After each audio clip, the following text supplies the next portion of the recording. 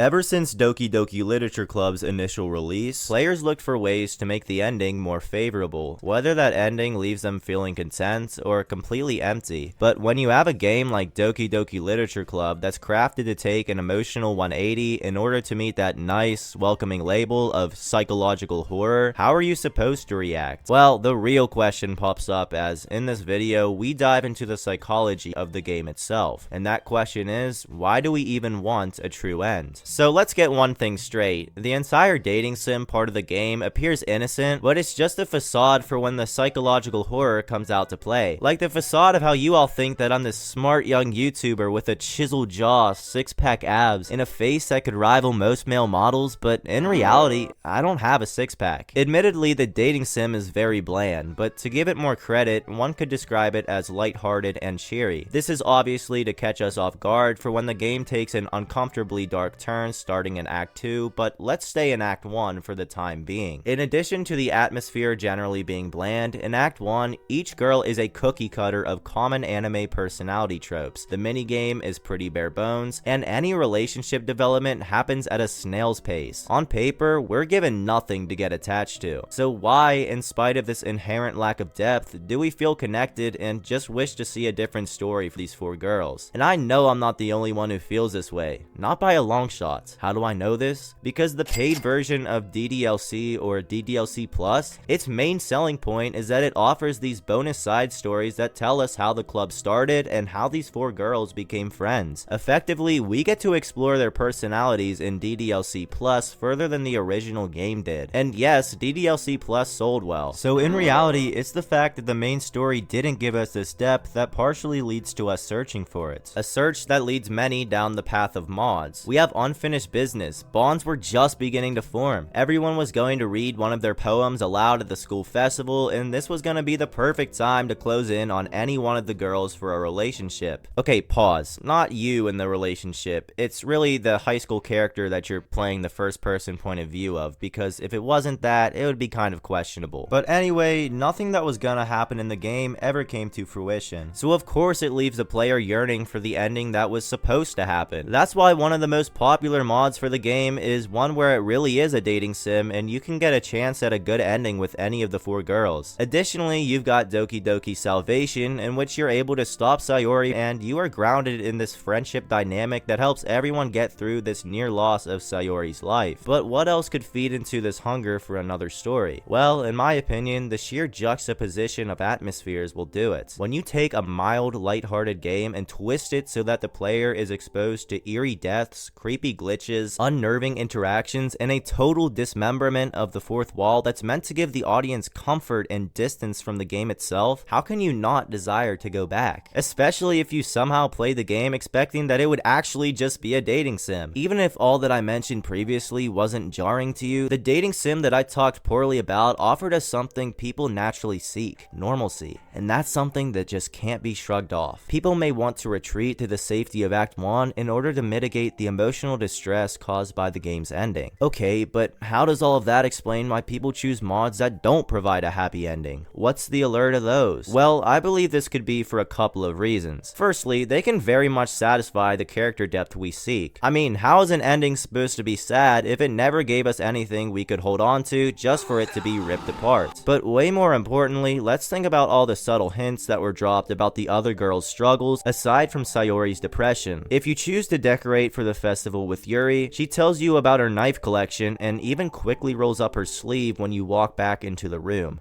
Yeah, that brings me to the mod Doki Doki Fallen Angel, one where you start dating Yuri and it's up to you to help Yuri heal from her cutting issue with the power of love. But ultimately, in spite of the therapist you take her to, who's named Dr. Peter Langton, the antidepressants you get for her, the kindness, the love, the unwavering support, you can't save her. And then we've got Natsuki. If you take her route in the original game, you get some dark clues to her personal life. Exhibit A, her poem about her dad ending with, I like when Papa is too tired to do anything. It implies that she's facing abuse and that her dad is probably an alcoholic. Exhibit B, Monica straight up tells you that Natsuki is malnourished. And finally, Exhibit C, this text here. This brings me to another popular mod for this game, and that is Doki Doki exit music, where you take the Natsuki route and try to help her through the abuse she faces from her dad. But enough of this mess, because here's why there's such a great opportunity for mods. Every girl needs saving from something